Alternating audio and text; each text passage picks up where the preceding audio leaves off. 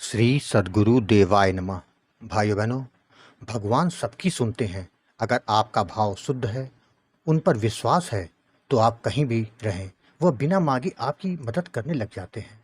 वृंदावन के बांके बिहारी जी वैसे ही हैं। वह बिना मांगे भक्त की सब परेशानी को जानते हुए उसका निराकरण कर देते हैं। ऐसे तमाम उदाहरण देखने को मिल जाते हैं कि बिहारी जी की कृपा सभी पर एक समान रूप से बरसती है। आज ऐसी ही एक सत्य कथा आपको बताने जा रहा हूँ, जो कि दिलीप कुमार जी ने व्हाट्सएप के जरिए अपना अनुभव शेयर किया है। इस कथा को सुनकर आप भी भाव विभोर हो जाएंगे। आज वही कथा यह दास आपको सुनाने जा रहा है। इस कथा को जानने के लिए इस वीडियो को आखिर तक अवश्य देखिएगा।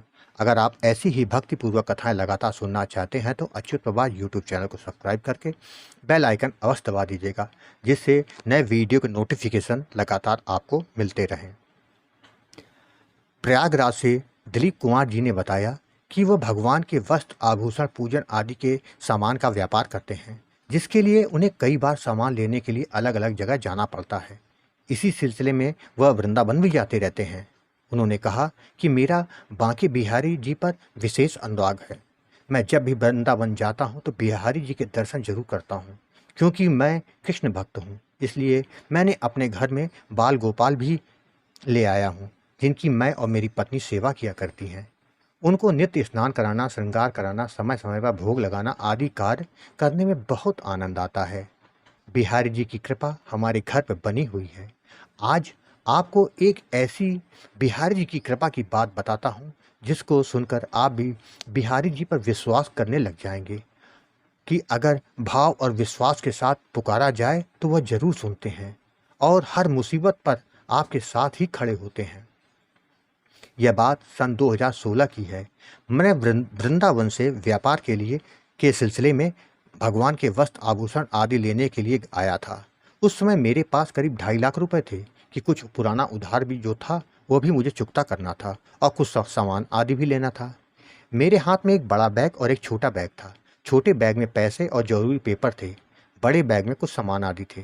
मैं मथुरा पहुंचा, वहाँ जिनसे मिलना था वहाँ उनसे मिला, कुछ सामान का ऑर्डर दिया और कुछ देर ठहरने के बाद मैं वहाँ से उठा तो सोचा कुछ नाश्ता आदि कर लूँ, तो एक रेस्टोरेंट के अंदर जाके बैठ गया। कुछ खाने पीने के बाद किसी का फ़ोन आ गया, जिससे मैं बात करने लगा और बात करते करते मैं काउंटर पे आ गया और पेमेंट करके बाहर चला आया। मुझे इस बात का होश ही नहीं रहा कि छोटा बैग वहीं रह गया है। मैंने एक गाड़ी की और वृंदावन आ गया। सबसे पहले मैंने सोचा कि पहले व्यापारी से मिलकर उसको सामान का ऑर्डर कर दूं, फिर पेमेंट करते हुए दर्शन करने चला जाऊंगा। यही सोचकर मैं उस व्यापारी के पास गया जिससे सामान लेता था। उसमें वह कहीं गया हुआ था। मैं इंतजार करने लगा। करीब आधा घंटे के बाद जब वह आया तो उससे बातचीत करने लगा, उसको अपना ऑर्डर दिया।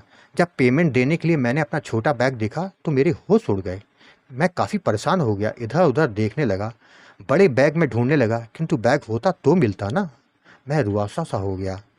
व्यापारी ने पूछा कि भाई क्या हुआ, तो मैंने बता दिया कि मेरा छोटा बैग जिसमें पैसे थे वो नहीं मिल रहा। उसने पूछा कि आखिरी बार बैग कब देखा था। मैंने कहा मथुरा में जिनसे मिलने गया था उनको कुछ पेमेंट किया था, उसके बाद रेस्टोरेंट गया, फिर गाड़ी से यहाँ आया।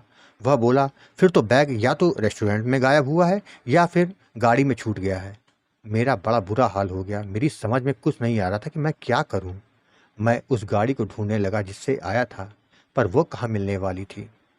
जब मुझे कुछ समझ नहीं आया तो मेरे पास बिहारी जी की शरण में जाने के अलावा कोई दूसरा विकल्प नहीं बचा था।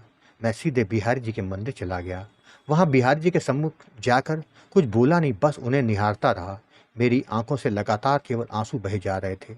मैं छोटी पूंजी का व्यापारी, मेरे लिए 2.5 लाख का नुकसान काफ़ी बड़ा नुकसान था। मैं काफ़ी देर तक बिहारी जी के सामने खड़ा रोता रहा।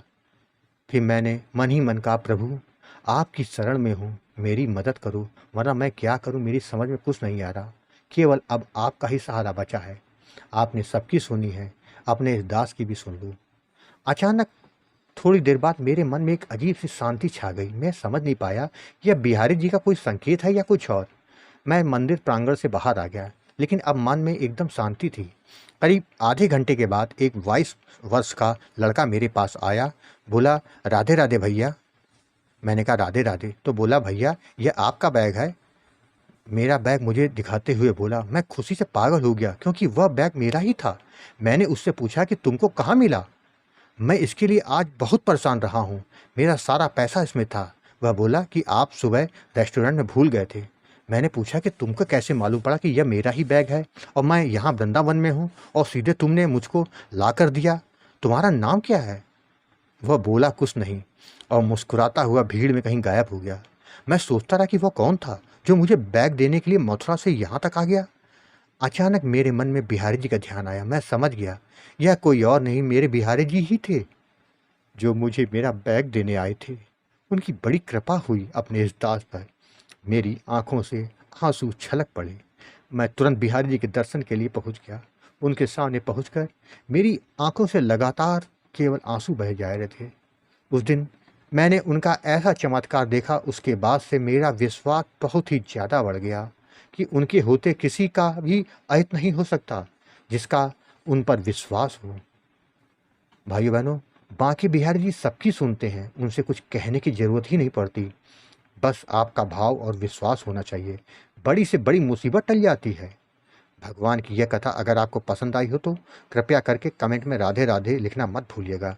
अगर आपके पास भी बांके बिहारी, राधा नाम या वृंदावन से जुड़े अनुभव हों तो उसको मेरे ईमेल या व्हाट्सएप पर भेज सकते हैं, जिस पर वीडियो बनाकर अपने चैनल में अवश्य प्रस्तुत करूँगा। ईमेल का पता, व्हाट्सएप नंबर वीडियो के डिस्क्रिप्शन में दिए हुए हैं। राधे राधे।